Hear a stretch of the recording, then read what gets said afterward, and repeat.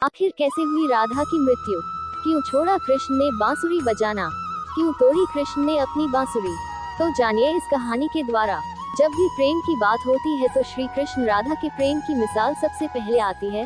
राधा श्री कृष्ण के प्रेम को जीवात्मा और परमात्मा का मिलन कहा जाता है।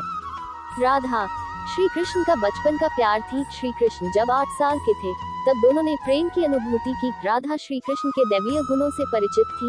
उन्होंने जिंदगी भर अपने मन में प्रेम की यादों को बनाए रखा। यही उनके रिश्ते की सबसे बड़ी खूबसूरती है। कहा जाता है कि श्री कृष्ण को केवल 2 ही चीजें सबसे ज्यादा प्रिय थी। ये दोनों चीजें भी आपस में एक दूसरे से गहराई से जुड़ी हुई थी। एक तो बांसुरी और दूसरी राधा। कृष्ण की बांसुरी की धुन ही ऐसी थी जिससे राधा श्री कृष्ण की तरफ खींची चली आई। राधा की वजह से श्री कृष्ण बांसुरी को हमेशा अपने पास ही रखते थे। भले ही श्री कृष्ण और राधा का मिलन नहीं हो सका, लेकिन उनकी बांसुरी उन्हें हमेशा एक सूत्र में बांधे रही। श्री कृष्ण के जितने भी रूप मिलते हैं उनमें बांसुरी जरूर उनके पास रहती है। बिना बांसुरी के कृष्ण की कल्पना भी नहीं कर सकते हैं। बांसुरी श्री कृष्ण के राधा के प्रति प्रेम का प्रतीक है। वैसे तो राधा से जुड़े कई अलग अलग विवरण मौजूद हैं, लेकिन आज एक अच्छी सी कहानी मैं आपको बताने जा रही हूँ। पसंद आए तो चैनल को सब्सक्राइब करें और कहानी को पूरी सुने।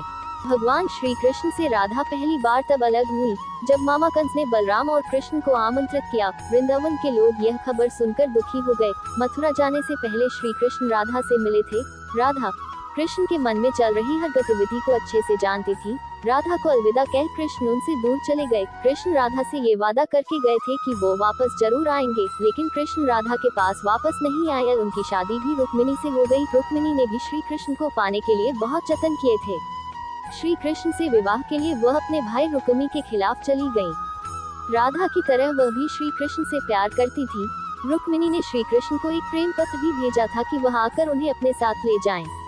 इसके बाद ही कृष्ण रुक्मिणी के पास गए और उनसे शादी कर ली। कृष्ण के वृंदावन छोड़ने के बाद से ही राधा का वर्णन बहुत कम हो गया। राधा और कृष्ण जब आखिरी बार मिले थे तो राधा ने कृष्ण से कहा था कि भले ही वो उनसे दूर जा रहे हैं, लेकिन मन से कृष्ण हमेशा उनके साथ ही रहेंगे। इसके बाद कृष्ण मथुरा गए और कंस और बाकी राक्षसों को मारने का अपना काम पूरा किया। इसके बाद प्रजा की रक्षा के लिए कृष्ण द्वारका चले गए और द्वारकाधीश के नाम से लोकप्रिय हुए। जब कृष्ण वृंदावन से निकल गए तब राधा की जिंदगी ने अलग ही मोड़ ले लिया था। राधा की शादी एक यादव से हो गई। राधा ने अपने दाम्पत्य जीवन की सारी रस्में निभाई और बूढ़ी हुई, लेकिन उनका मन तब भी कृष्ण के लिए समर्पित था। कृष्ण उनके दिलो दिमाग में हमेशा रहते थे। राधा ने पत्नी के तौर पर अपने सारे कर्तव्य पूरे किए। दूसरी तरफ श्री कृष्ण ने भी अपने दैवीय कर्तव्य निभाए। सारे कर्तव्यों से मुक्त होने के बाद राधा आखिरी बार अपने प्रियतम कृष्ण से मिलने आई। जब वह द्वारका पहुंची तो उन्होंने कृष्ण के रुक्मिणी और सत्यभामा से विवाह के बारे में सुना, लेकिन वह दुखी नहीं हुई। जब कृष्ण ने राधा को देखा तो बहुत प्रसन्न हुए। दोनों संकेतों की भाषा में एक दूसरे से काफी देर तक बातें करते रहे। राधा जी को कान्हा की नगरी द्वारिका में कोई भी नहीं पहचानता था। राधा के अनुरोध पर कृष्ण ने उन्हें महल में एक देविका के रूप में नियुक्त किया। राधा दिन भर महल में रहती थी और महल से जुड़े कार्य देखती थी। मौका मिलते ही वह कृष्ण के दर्शन कर लेती थी, लेकिन महल में राधा श्री कृष्ण के साथ पहले की तरह का आध्यात्मिक जुड़ाव महसूस नहीं कर पा रही थी। इसलिए राधा ने महल से दूर जाने का विचार किया। उन्होंने सोचा कि वह दूर जाकर दोबारा श्री कृष्ण के साथ गहरा आत्मीय संबंध स्थापित। राधा को नहीं पता था कि वह कहाँ जा रही है, लेकिन भगवान श्री कृष्ण जानते थे।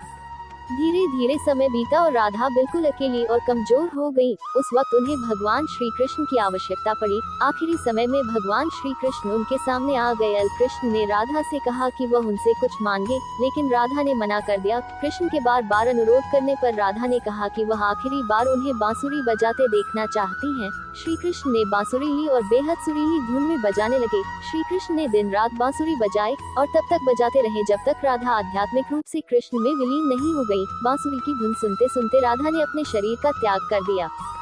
हालांकि भगवान कृष्ण जानते थे कि उनका प्रेम अमर है, इसके बावजूद वे राधा की मृत्यु को बर्दाश्त नहीं कर सके और कृष्ण ने राधा के प्रेम के प्रतीकात्मक अंत के रूप में बांसुरी तोड़कर झाड़ी में फेंक दी। उसके बाद से श्री कृष्ण ने जीवन भर बांसुरी या कोई अन्य वादक यंत्र नहीं बजाया। कहा जाता है कि जब द्वापर युग में नारायण ने श्री कृष्ण का जन्म लिया था तब माँ लक्ष्मी ने राधा रानी के रूप में जन्म लिया था, ताकि मृत्यु लोक में भी वे उनके साथ ही रहे।